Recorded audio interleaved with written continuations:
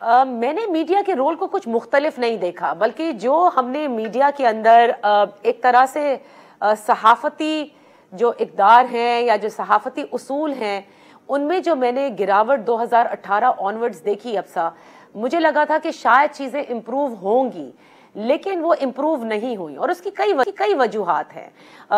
हम वजूहात में ना भी जाएं, लेकिन उमूमी तौर पर अगर आप देखें तो बहुत कम हमने देखा कि सहाफ़ती उसूलों को फॉलो किया गया हो।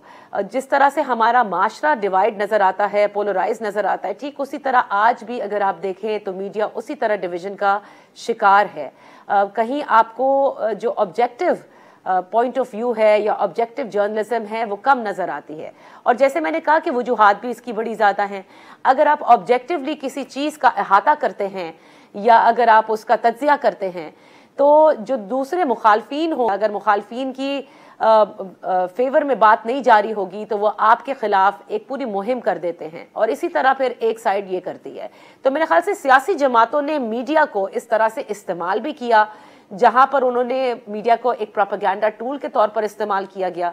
बहुत से सहाफ़ी आपको एक्टिविस्ट ज़्यादा नज़र आए सियासी जमातों के। कई जगह ये शायबा भी होने लगा कि क्या ये किसी पर्टिकुलर सियासी जमात के अपनी खामियों की